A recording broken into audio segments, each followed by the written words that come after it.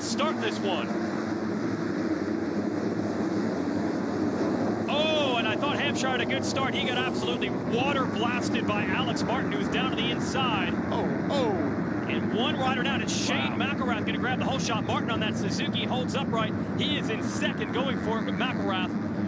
The motorsport.com whole shot is Shane's, but Martin quickly to the lead, and that is so key in these conditions. Do you see how you just ruined McElrath, that big puddle of mud?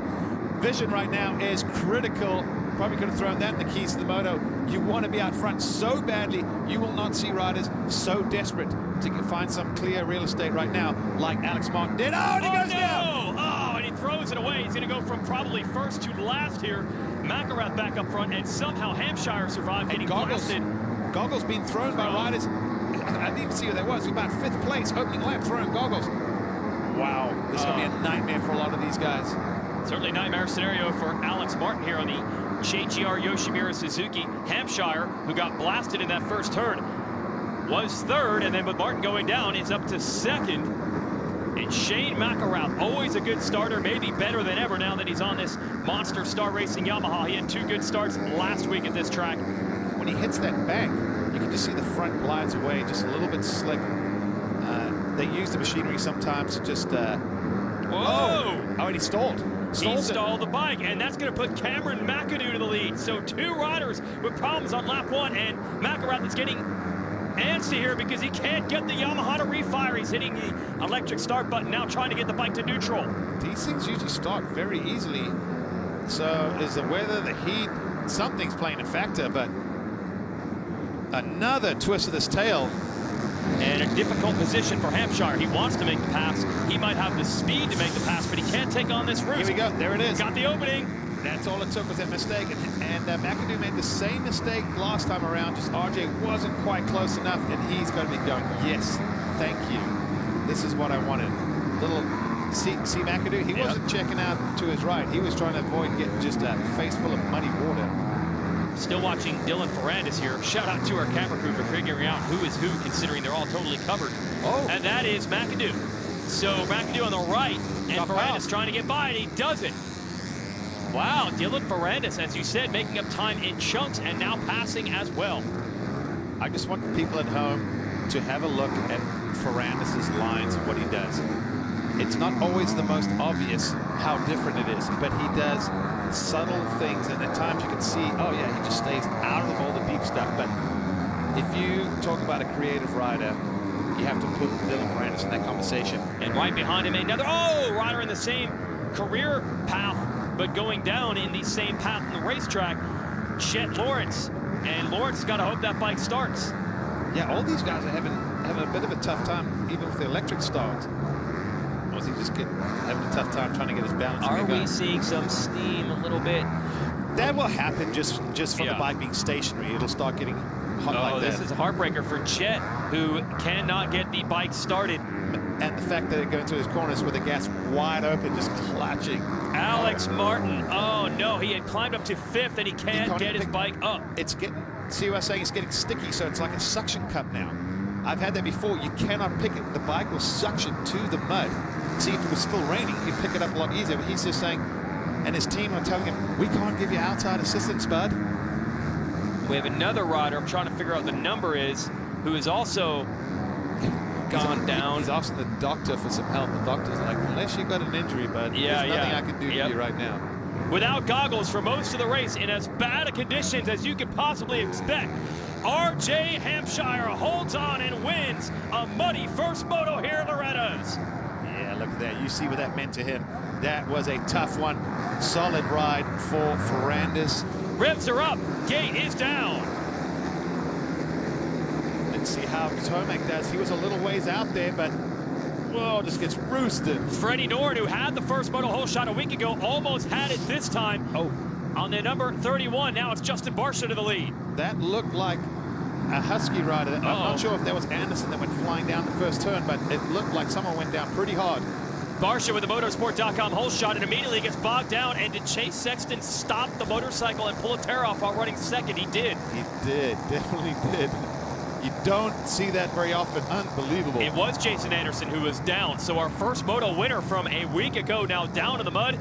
And man, you put Justin Barcia on a muddy track and you give it the motorsport.com hole shot, and it could be see you later, because this guy is great in the mud. Eli Tomac on the number 1 on the Monster Energy Kawasaki. So here we go. Oh, Noren has gone down. So now the Yamaha's 1-2. He's battling to get the bike up because he's in an awkward position on the side of the jump. His feet are probably slipping. There was also a lot of fluid coming out of the overflow pipe from the bottom. It was gas or what, but so frustrating. He was riding good start. Last week he had a good start, but I don't think he really had the pace to stay in the front pack. Today, I think he did, so bummer for him. Yes, it is truly this bad when the racetrack is bad. And remember, they do as much as they can to try to salvage the racetrack. They'll push mud off, they'll churn it up. The infield sections, that doesn't get the same level of maintenance, and you see how bad it truly is. Got a couple of riders stuck at the side of the track. Meanwhile, not looking bad if you're Justin Barcia, slithering his way around. Big lead. Woohoo. Feet getting kicked off the pegs. But the Monster Energy Yamaha rider out of New York originally, who loves these conditions, loving it right now. He's like, you should imagine living it. Yeah. Those kinds of ups and downs. They never gave up on it, so they're still working on this motorcycle. Oh, no! Last lap, Barcia down. And the crowd cheers. They know he's got a big lead. Barcia doesn't even panic. But he's going to have a look behind him, just because even though you have a minute, I told you, because you can have a minute lead and you fall down for 5 seconds and you think it's gone. So was he looking back thinking someone's catching him? I've watched myself do the same thing and I'm like, but it's literally a nervous thing, you know. And then equals this. Moto 1 belongs to Justin Barcia with a huge gap over the rest of the field, and Tomac's bike has stopped. It was spluttering. I was curious. That is... Cannot believe how quickly this thing has turned. Let's go racing live on NBC.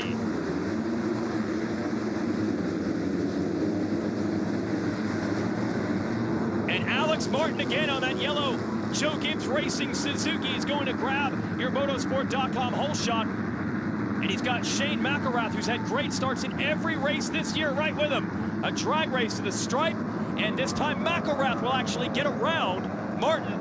And the other Martin, that's the younger brother of Alex Martin, Jeremy Martin, into third of the number 6. And then McElrath, the mistake. Martin brothers are going to go 1-2 here. You know what I think happened there? They've done some grading to the track to try and fill in some of those big holes, but they're still there, the deep ruts. I think he just got bogged down but didn't see it. Now Jeremy Martin's bike, who is your overall leader for the weekend, second in this moto, his bike's starting to smoke. So you can use that clutch for a while, but you got to keep the bike running to the end and not overheat it.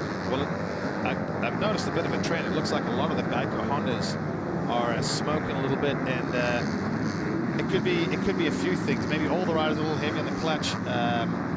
Maybe they run, you know, different radiators that happen to get packed. I think there's all kinds of... Oh, Jeremy Martin almost down.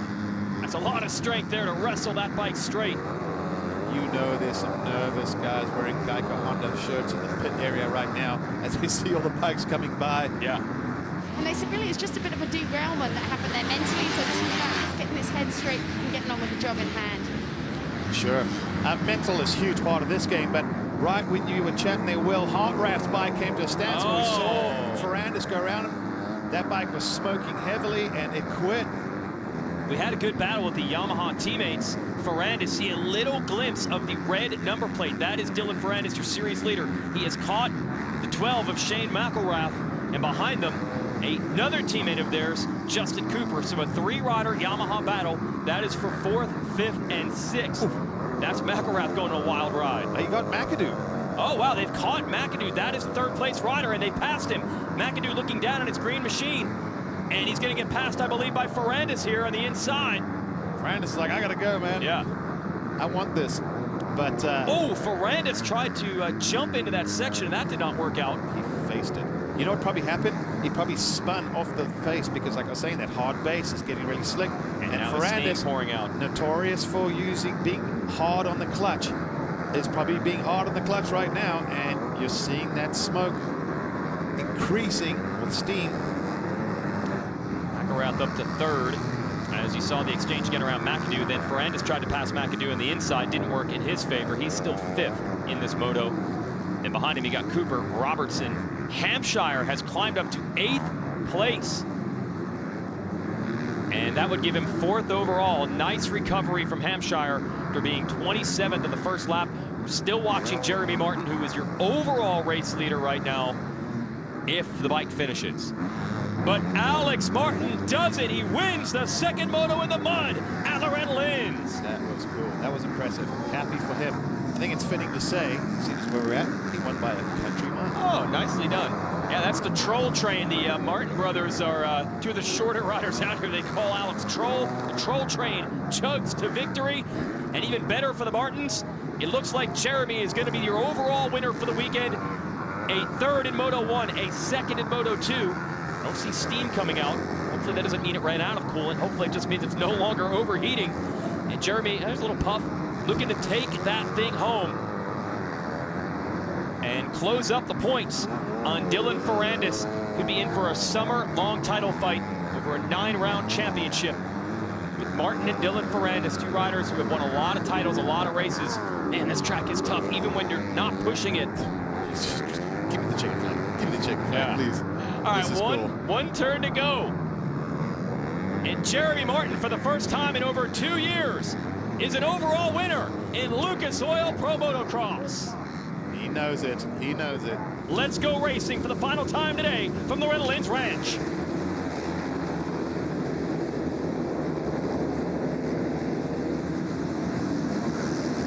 Looks like Marvin Musquin on that orange Red Bull KTM up front. Another rider down. And around the outside, the Brit, Max Anstey, who certainly knows his way around a muddy track. The Englishman on the 103. Taking on the lead, it was Tomac.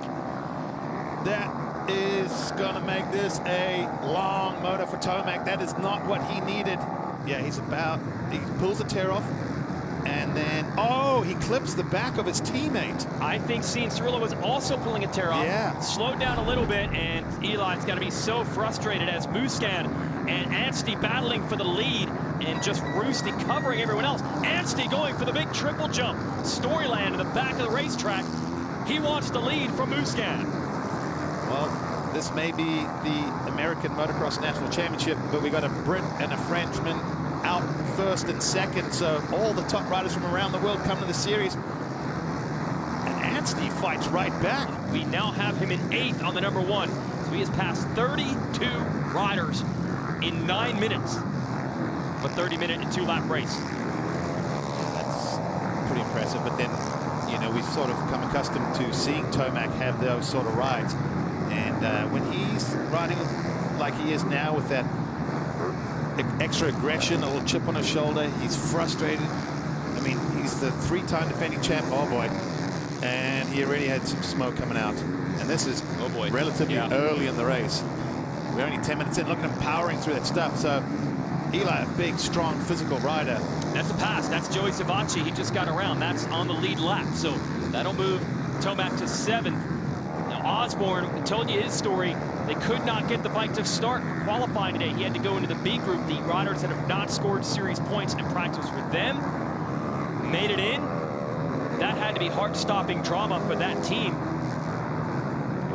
Oh, he's closing on. He's going for the pass, and he makes it on Cianciarulo. That was a bump and run, but not intentionally. And then Osborne sideways, and Cianciarulo sideways. And down. I'm trying to see if that is a lap rider. Yes, it is a lap rider. That is the 72. Wow, for a second I thought that might have been perhaps Musquin or Anstey up ahead. Look at the wildest 10 seconds of TV. Absolutely. And Barsha has climbed his way. Oh, actually, Barsha's gone back again. He was 12th. He's now back in 18th. Oh, he's saying he's out. Oh, no. Barsha might be out of this one. And now we're saying, that was him. A mistake for Anstey. And that is Osborne going to the lead. And was that Barsha stalled the same spot? Okay, we got a battle for the lead in our hands.